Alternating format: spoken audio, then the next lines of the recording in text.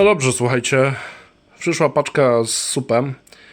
Tak był zapakowany. Jeżeli chodzi o supa, to za chwilę może. Co jeszcze w zestawie?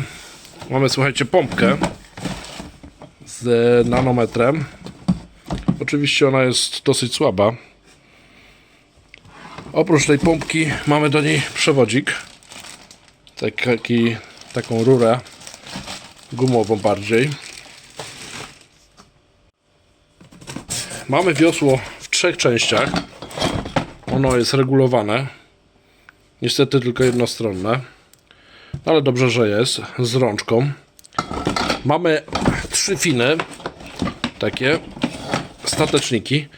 Te tańsze modele, słuchajcie, mają jeden. To jest model z 3, dlatego ja nie zapłaciłem 350, ale niestety 450 zł za ten sprzęt. Raz, że już jest w tej chwili sezon. 2, że jest to wyższy model, nie z jednym, ale z 3 płetwami. Zapewnia to, z tego co czytałem, większą stabilność niż jedna płetwa. Mamy też taką przywieszkę z nazwą modelu Fate Airlight. Przywieszkę, żeby deskę oczywiście sobie przywiązać do stopy. Instrukcje obsługi. No i to chyba byłoby na tyle. Tutaj mamy jeszcze pokrowiec, taki plecak, również z nazwą modelu Fate Airlight. I w zestawie dostaliśmy w gratisie pokrowiec na smartfona wodoodporny, żeby nam się nie utopił. No i tutaj, słuchajcie, mamy taki model o tyle fajny, że mamy z takimi blokadami, więc żeby nam się nie zgubiły. Zademonstrujemy, jak to zamontować.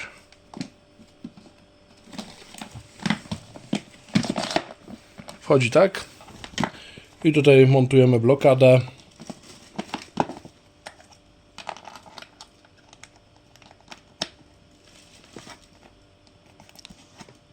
Może nie w tą stronę. No dobrze, to może ja zamontuję. Bierzemy ten fragmencik. Wkładamy w ten sposób i dociskamy. Jest zablokowany. Z drugiej strony tutaj naciskamy jeden element i on już wychodzi. Fajne rozwiązanie, nie zgubimy tych zabezpieczeń. Jeden chodzi trochę luźniej, drugi ciężej. Może tutaj będzie to lepiej widać. Montujemy. Ten niestety chodzi dużo ciężej, ale blokada wchodzi i tu się z drugiej strony ją naciska i wysuwa się również. Tak się robi z każdą z osobna. A tutaj jeszcze druga strona deski, ta ważniejsza. Mamy spust do pompowania i do spuszczania wody. Powietrza oczywiście. To ma pływać na wodzie. Jeżeli chodzi o zdobienie, to taki oto kolor. W tym miejscu jest jeszcze pianka typu Ewa, która powoduje, że nawet na mokrym supie, padle będziemy mogli postawić stopę i się nie poślizgnąć. Przynajmniej takie jest założenie. Kolorystyka jak najbardziej się na pierwszy rzut oka podoba. Zobaczymy po napompowaniu, jak to w praktyce będzie wyglądać.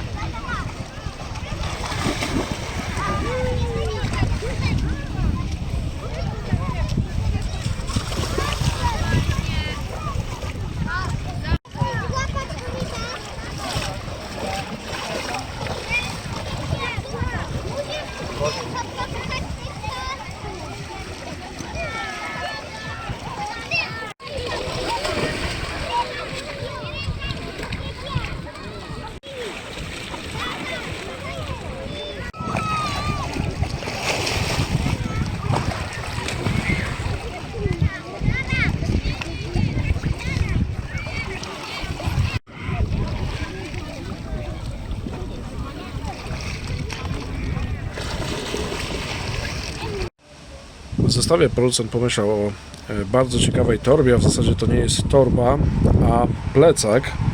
Możemy to dopasować do siebie. Mamy tu jeszcze boczną kieszonkę. Możemy związać bardziej zawartość, ale lepiej mieć zapas chociażby na kapoki.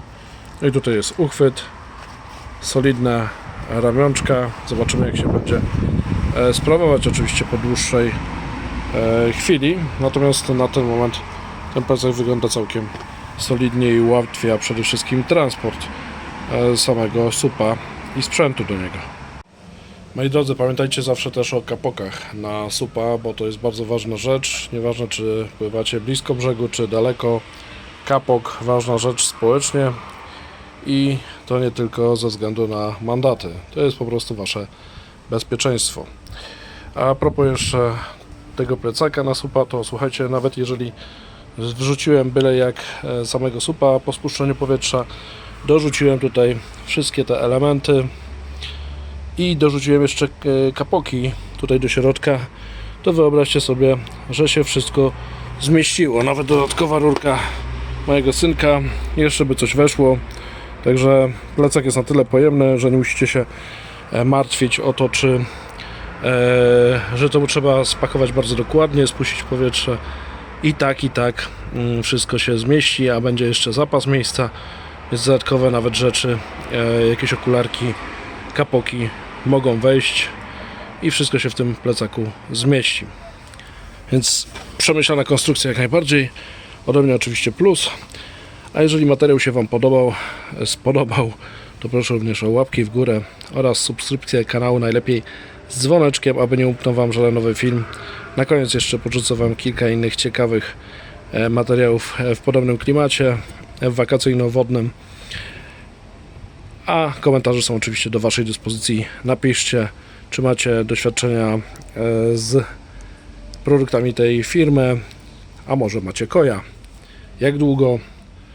Czy jesteście z niego zadowoleni? Jestem ciekawy Waszych opinii.